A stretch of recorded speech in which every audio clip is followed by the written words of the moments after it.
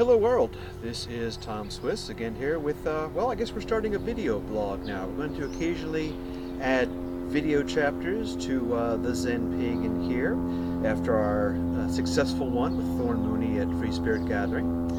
Because at Free Spirit Gathering last year, our friend Thorn gave a talk about archery as a devotional practice. She also did that with FSG regular Thista.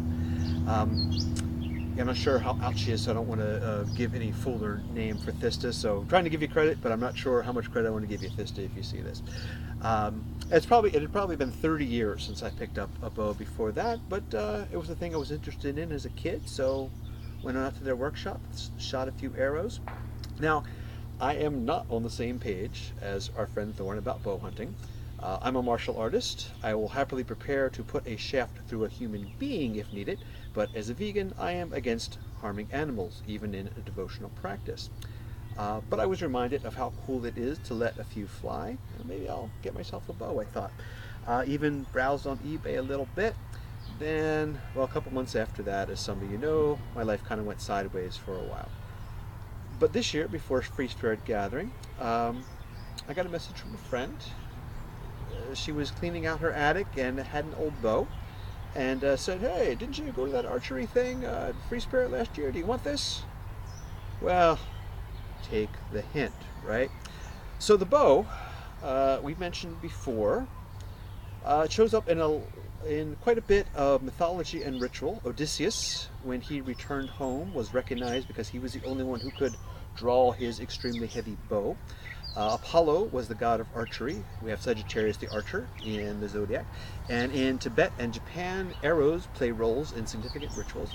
I'm getting a little mosquito bitten out here. And wood for a bow is a lot easier to come by than metal for swords or for armor. In some places, especially in England, the bow became a weapon of the common people. It was an equalizer against armored feudal enforcers. It was so important to have a citizenry skilled in archery in England that they actually legally required men to go and practice archery on Sundays and holidays. That law is still on the books, apparently, though it's no longer enforced. Isn't that a shame?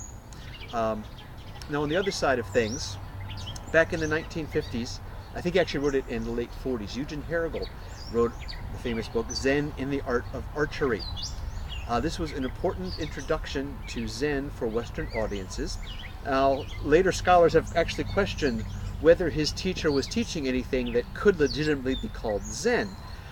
My impression of this is that some of it is a political dispute between institutionalized Zen, what Alan Watts referred to as square Zen, where you actually have your certificates of enlightenment sort of thing, and the broader sort of Zen that had kind of seeped into Japanese culture over the centuries. But either way, it was an important book in introducing Zen to Western audiences and to me personally. It was one of the first books about Zen that I read as a teenage karate student. So, for this 4th of July here, if I remember which way my camera goes here, this software doesn't mirror me, so I have to keep moving one way then the other to figure out which way I am here. Anyway, for this 4th of July here, rather than set off some fireworks, I'm going to just let half a dozen arrows or so fly in my backyard.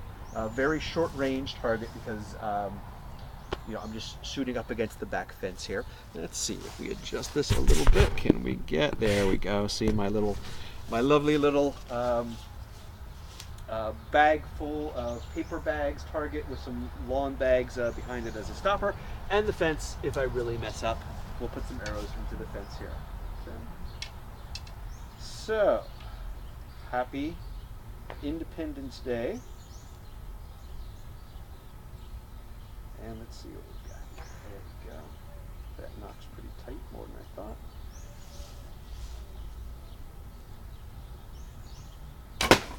Hooray!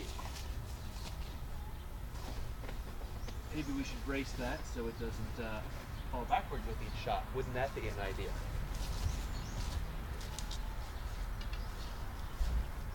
This is actually Thorn's idea, and I think it's a very good one, that when you're starting out, start close. If you can't hit your target from here, why would you step back 10, 20, 30 yards and not be able to hit the same target? This is a very good teaching principle, I believe.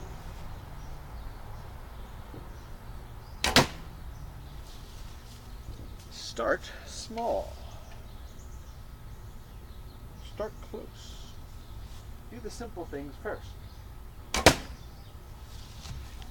If you can't do the simple things, don't make it more complicated.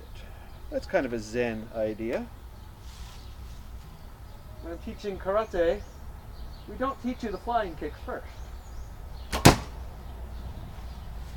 We teach you simple stuff.